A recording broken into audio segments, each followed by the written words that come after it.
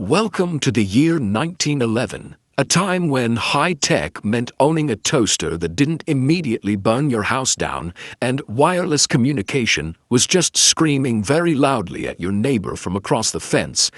If you were a person of status, wealth, and a reckless disregard for the structural integrity of your collarbone, you didn't want a horse. You wanted the 1911 Cadillac Model 30. This car wasn't just a vehicle. It was a loud, brass-covered statement that you had officially arrived and were likely about to run over someone's prize-winning chicken. Before we crank up this four-cylinder beast and potentially dislocate a shoulder, do me a favor. Hit that subscribe button and ring the bell so you don't miss our future trips through the oily, dangerous, and wonderful history of the automobile. Now, let's travel back to a time when driving a car was 10% transportation and 90% extreme sport. To understand the 1911 Cadillac Model 30, you first have to understand the man behind the curtain, Henry Leland. Leland was known as the master of precision, which is a fancy way of saying he was the kind of guy who would have a nervous breakdown if a bolt was off by the width of a human hair. Before Leland got his hands on the automotive world, cars were basically experimental garden sheds on wheels. If a part broke on your 1903 no-name runabout, you couldn't just buy a replacement. You had to find a blacksmith, pray to the gods of iron, and hope he could hammer out something that looked vaguely similar. Leland changed all that. He brought the concept of interchangeable parts to Cadillac. In 1908, he took 3 Cadillacs to England, had them disassembled into a pile of parts, scrambled the parts like a giant metal omelette, and then rebuilt them using only basic tools. They all worked perfectly. The Brits were so impressed they gave him the Dewar Trophy, and Cadillac adopted the slogan, "Standard of the World." By 1911, the Model 30 was the pinnacle of this standard, and it was ready to prove that Cadillac was the king of the road, even if the road was mostly mud and judgmental cows. The 1911 Model 30 was a massive piece of machinery. It looked like a Victorian library that had decided to go for a jog. It was dripping in brass. The headlights, the radiator shell, the side lamps, the horn, everything was polished to a mirror finish. If you were driving toward the sun, you were basically operating a mobile solar flare that could temporarily blind entire villages. Under the hood sat a 226 cubic inch four-cylinder engine. It produced about 30 horsepower, which sounds pathetic today. My blender has more horsepower than that.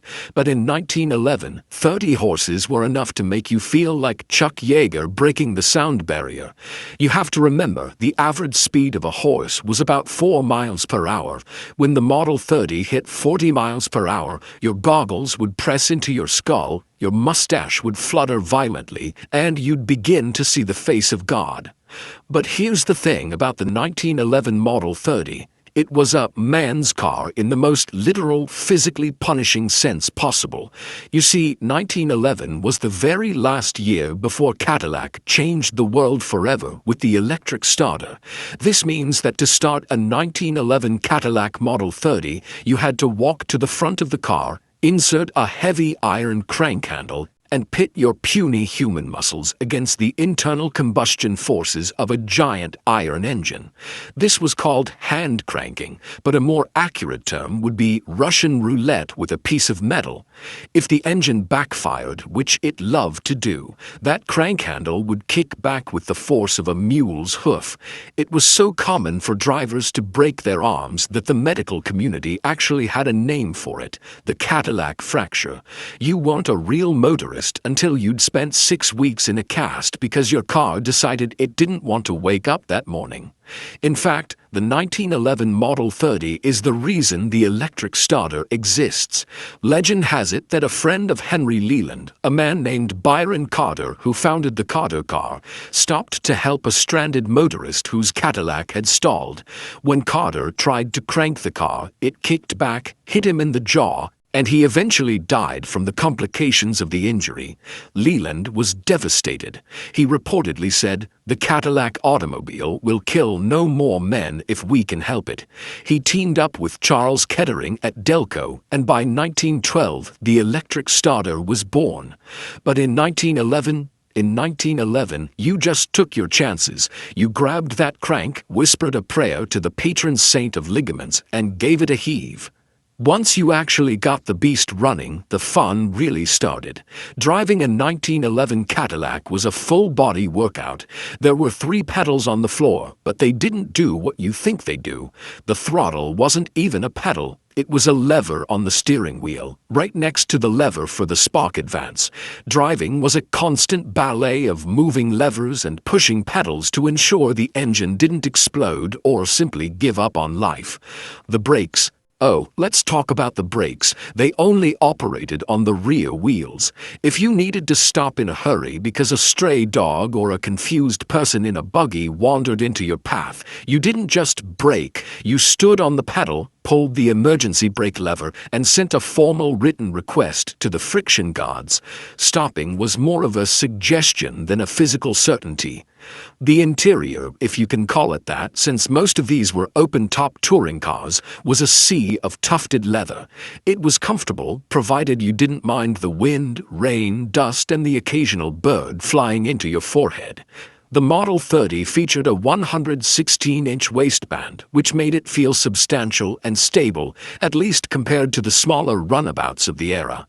It was a car for the burgeoning middle class who wanted something better than a Ford T, but weren't quite ready to buy a Rolls-Royce or a Pierce Arrow.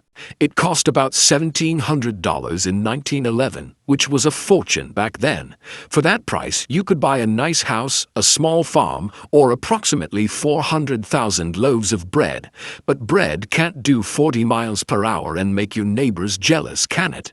One of the most charming and terrifying features of the 1911 Cadillac Model 30 was the lighting system. We take LED headlights for granted today. In 1911, your headlights were literal lanterns fueled by acetylene gas.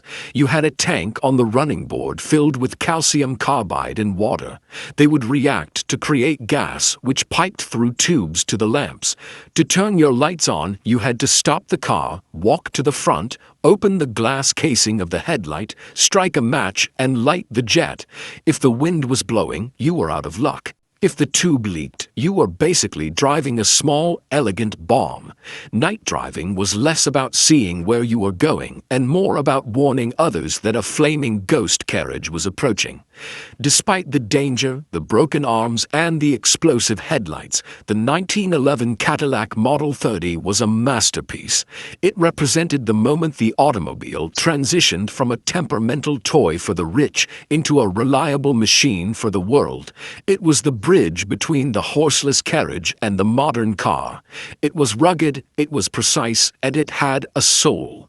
When you sit in one today, and yes, there are still some survivors out there, usually owned by people with very strong forearms, you can feel the history. You smell the mixture of old leather, unburned gasoline, and brass polish. You hear the rhythmic thump, thump, thump of those massive cylinders. It feels alive in a way that a modern computer-controlled car never will.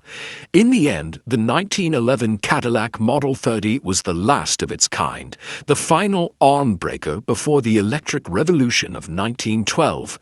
It was a tribute to Henry Leland's obsession with quality and a testament to the bravery of the early motorist.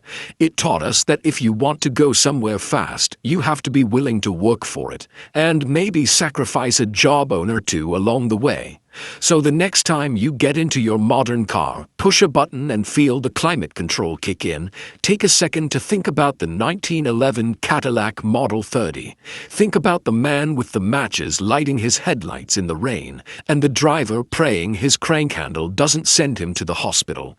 We've come a long way, but we've lost a bit of the adventure. The 1911 Cadillac Model 30 wasn't just a car. It was a 30-horsepower, brass-plated invitation to live life on the edge. Thanks for riding along on this journey through the standard of the world. Don't forget to like and share this video, and keep those brass lamps burning bright.